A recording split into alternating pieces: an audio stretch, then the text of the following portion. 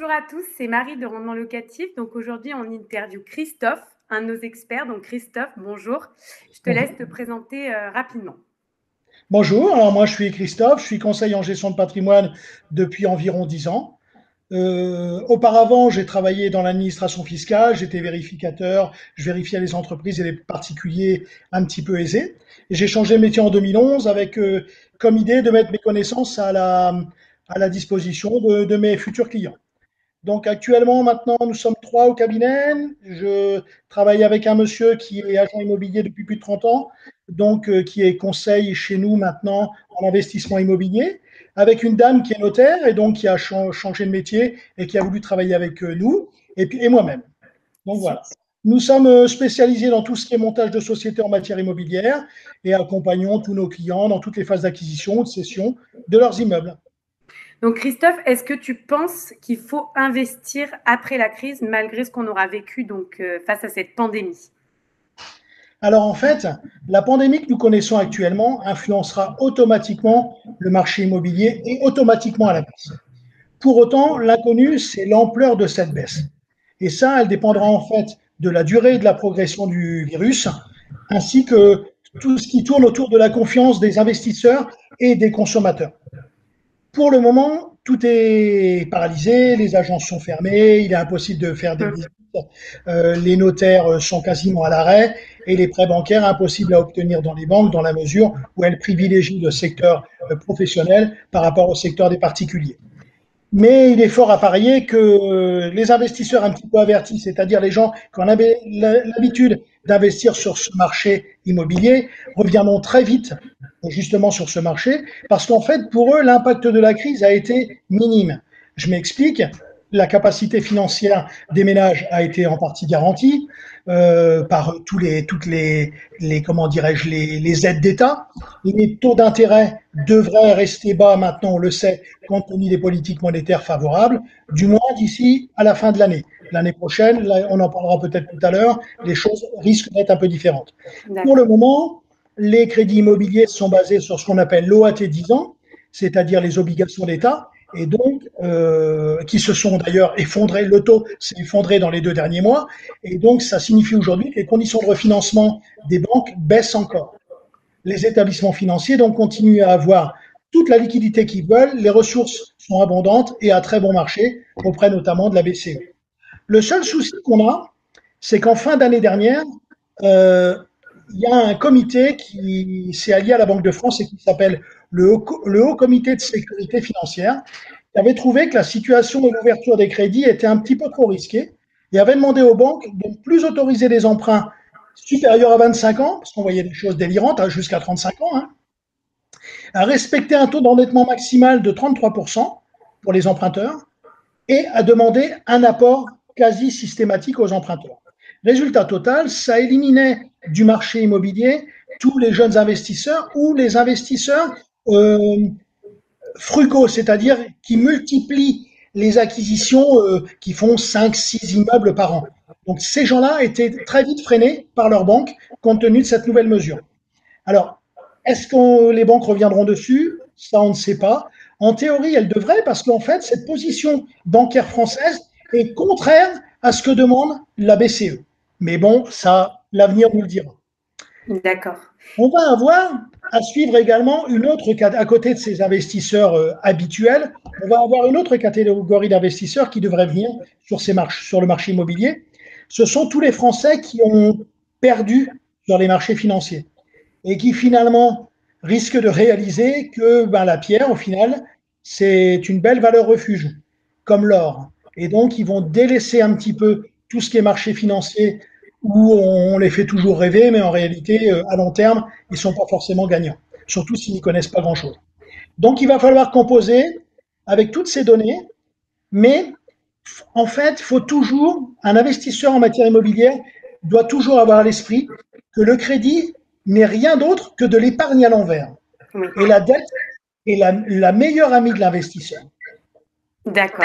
Donc en fait, tu penses quand même que les crédits seront faciles à obtenir?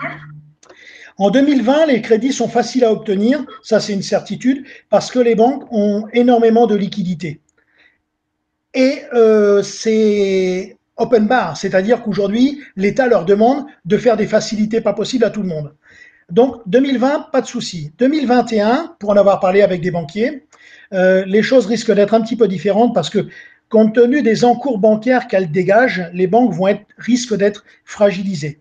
Donc il faudra amener des dossiers bancaires qui soient de meilleure qualité qu'en 2020. Donc, quel conseil tu donnerais à ceux qui veulent investir après la crise concrètement? Ne pas attendre. Surtout ne pas attendre. Alors pourquoi? Parce que dans de telles périodes d'incertitude, en fait, les projets immobiliers d'un grand nombre de ménages risquent d'être abandonnés à l'horizon de quelques mois. C'est-à-dire, il y a des gens qui avaient l'intention de faire des acquisitions et puis ils sont un petit peu fragiles, ils ont pris peur et donc ces gens-là vont délaisser un peu le terrain. Et là, en fait, c'est une opportunité intéressante pour ceux qui sont un petit peu plus aguerris et qui vont voir revenir sur les marchés ce qui manquait de manière cruciale avant la crise. Le problème avant la crise, c'était qu'il y avait pas de biens suffisants sur le marché. Donc là, on va en avoir un certain nombre qui vont revenir et ce sera une opportunité extrêmement intéressante. En plus, tous les retours tous les retours de biens sur le marché vont se faire logiquement à juste prix. C'est-à-dire que le vendeur sait très bien qu'aujourd'hui, il ne peut pas demander une plus-value énorme, alors qu'il y aura probablement une petite baisse qui va se faire. Donc, s'il veut vraiment vendre son bien, il va être obligé de le mettre au prix du marché, à la valeur vénale. Et on n'assistera plus à ces délires comme on pouvait le voir ces derniers mois. Donc, en fait, pour les gens prêts à investir, c'est un très bon moyen d'investir au juste prix. Ce que je disais un petit peu tout à l'heure, en fait, en plus, l'impact de la crise sur le système bancaire devrait amener en 2021 une réduction du marché du crédit, diminuant les liquidités disponibles et donc impactant les investissements, d'où l'intérêt d'investir dès cette année. Donc, ne pas attendre. Il y a des gens qui vont avoir tendance, qui vont vouloir attendre pour la raison suivante. Ils vont se dire, comme je le disais tout à l'heure, il risque d'y avoir une baisse des prix. Alors oui, il y aura une baisse des prix, mais tout dépend où on se situe. À Paris, il devrait y avoir une petite correction. À Bordeaux, il y aura probablement, il y a déjà eu d'ailleurs, une petite correction. Mais en réalité, dans les villes moyennes de France, les prix de l'immobilier sont stables depuis plus de 15 ans. Et le risque de baisse est certain, mais ne sera pas de grande ampleur. Donc, il vaut mieux investir sur un marché morose que d'attendre un retour à une folie immobilière comme nous avons connu, avec les risques qui s'y attachent, c'est-à-dire les problèmes pour avoir un emprunt, etc. Donc, il vaut mieux investir dès maintenant. Et en plus de ça, logiquement, compte tenu de l'endettement des États avec ce qui se passe actuellement, la BCE aura comme rôle de relancer un petit peu l'inflation. Ça, c'est son devoir pour plein de raisons, et notamment pour que déjà les États puissent rembourser leurs dettes, parce que du fait de l'inflation, les États ont plus de facilité à rembourser leurs dettes. D'accord? Mais également, il y a d'autres indicateurs qui font que l'inflation devrait être relancée, notamment les revendications salariales qui devraient être satisfaites. On voit aujourd'hui le développement des primes à absolument tout le monde. J'exagère un petit peu, mais beaucoup de gens demandent des primes à l'hôpital, les gens qui sont chez eux, etc. Donc ça va relancer un petit peu l'inflation. Il va y avoir, comme on nous le prédit, une relocalisation en Europe des moyens de production qui aujourd'hui sont réalisés dans les pays émergents, mais à des coûts salariaux faibles, et donc qui seront plus chers. Et donc il faudra, comme les produits sont plus chers, il faudra augmenter les revenus des gens pour qu'ils puissent les acquérir. Donc ça relance l'inflation. Et puis, il y a eu une destruction des capacités de production durant cette crise, hein, c'est évident. Donc ça relance également l'inflation. Et si l'inflation est forte, en fait, les taux d'intérêt des banques deviendront plus élevés. Et donc, mécaniquement, les emprunteurs de 2020 paieront leur remboursement d'emprunt à l'avenir beaucoup moins cher que ceux qui emprunteront en 2021 ou 2022. D'où l'intérêt d'investir aujourd'hui. Voilà, donc finalement, c'est une bonne idée d'investir. Voilà, c'est ça. Et de toutes les manières, je ne sais plus qui disait ça, mais je trouve la phrase très juste. En fait, c'est perdre son argent que de perdre son temps. Donc, à un moment donné, si on veut faire les choses, on les fait. On n'attend pas, parce que la personne qui attend, 10 ans après, elle attend toujours. Et en fait, elle est sûre d'avoir perdu. Exactement. Donc toi, du coup, tu vas faire quoi dans les mois à venir? Ah ben moi, dans les mois à venir, je vais faire 3 choses. En fait, premièrement, je vais déjà conclure l'acquisition pour laquelle j'avais signé un compromis en mars et qui est donc un petit peu décalé, dans la mesure où en fait, je pourrais très bien annuler la vente, mais je sais que j'ai acheté au bon prix, au juste prix, et donc et que dans le secteur où j'ai acheté, aucune baisse n'est prévisible. Donc en réalité, j'ai pas de raison de ne pas acheter, donc je continue. Ensuite, dans mon travail, je vais aider et conseiller tous mes clients chefs d'entreprise qui ont un petit peu de trésorerie ou un petit peu de compte courant, c'est-à-dire d'argent qu'ils ont laissé dans la société.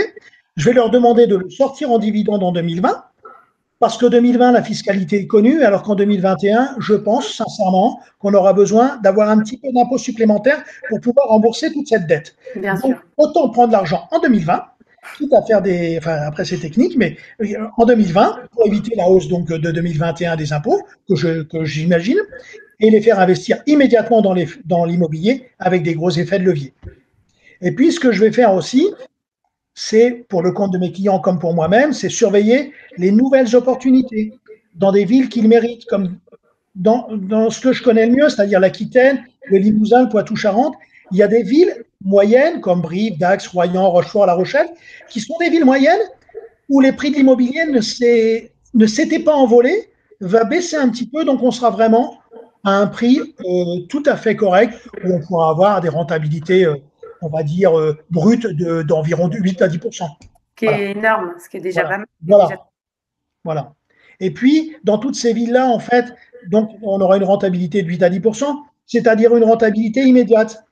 Et moi, je préfère toujours la rentabilité d'aujourd'hui à la plus-value de demain. Parce que vaudra l'immobilier dans 30 ans? J'en sais rien. Et surtout, la taxation de la plus-value dans 30 ans, je ne la connais pas non plus. Donc, c'est pour ça, j'aime autant avoir un rendement immédiat qu'un pseudo-rendement futur. Voilà. Oui, bah, c'est sûr. Et du coup, en tant que conseiller en gestion de patrimoine, quels conseils tu pourrais donner à tes potentiels ou futurs clients pour maximiser justement un bien, un patrimoine dans ce contexte? Alors, nous, en fait, au cabinet, on a l'habitude de faire ça tout au long de l'année. On conseille les clients particuliers comme professionnels en matière immobilière dans l'acquisition ou dans la cession de leur immeuble.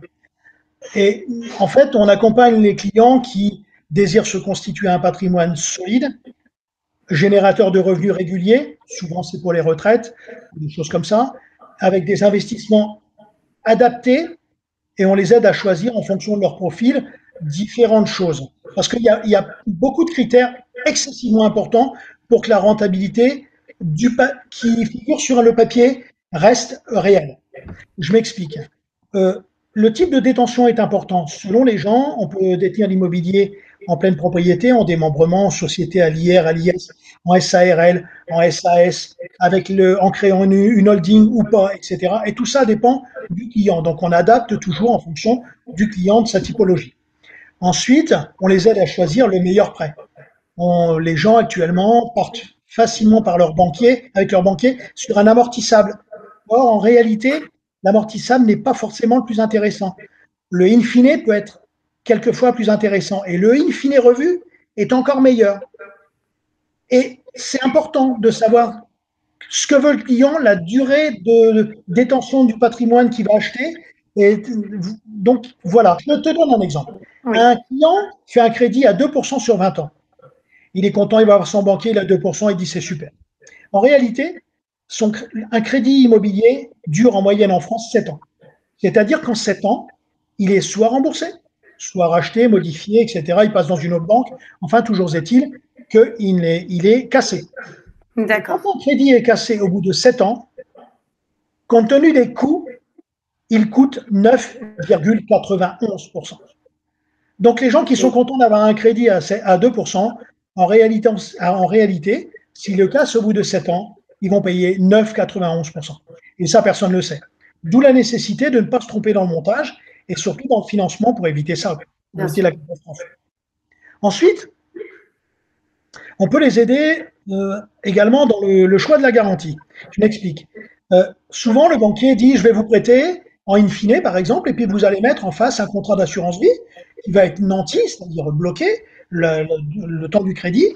Et donc les gens souvent partent là-dessus. Et en réalité, nous, ce qu'on essaye de faire, c'est de nantir une assurance vie, effectivement, chez le banquier ou ailleurs d'ailleurs, limitée, et on assure une seconde garantie par des achats de parts de SCPI.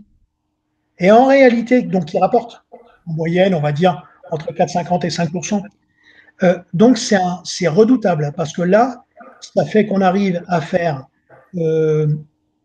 acquérir des biens par des gens pour environ 20% de la valeur du bien. C'est énorme. Ouais. C'est vraiment excessivement important. Et puis, on peut aussi les conseiller, par exemple, quand ils ont des sociétés à l'IS ou qu'ils font du LMNP. On les conseille également, on peut les conseiller selon la banque qu'ils ont, sur ce qu'on appelle la subdélégation d'assurance. Parce qu'en réalité, quand on est imposable en LMNP ou à l'IS, dans une société à l'IS, les capitaux, en cas de décès, les capitaux versés par la compagnie constituent pour la société ou pour le revenu un produit exceptionnel et donc imposable au nom de l'entreprise.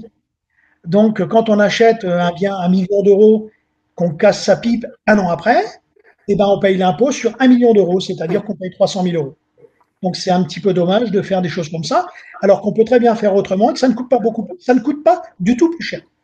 Il est possible donc d'éviter ça en prévoyant d'attribuer en fait les capitaux aux héritiers de l'assuré, à charge pour eux de rembourser le prêt et en donnant évidemment des garanties de remboursement. Donc, dans ce cas-là, les primes restent déductibles pendant toute la durée du prêt. Et puis, en cas de décès, eh ben, il n'y a pas d'impôt supplémentaire au passage. D'accord. Donc, c'est tous des petits moments, des petites attentions qui font que il peut y avoir une incidence excessivement importante avec donc ce double effet qui se coule qui permet de déduire les intérêts et de ne pas être imposé en cas de décès du bénéficiaire du prêt. Donc, voilà quelques exemples de ce que nous pouvons faire pour nos clients.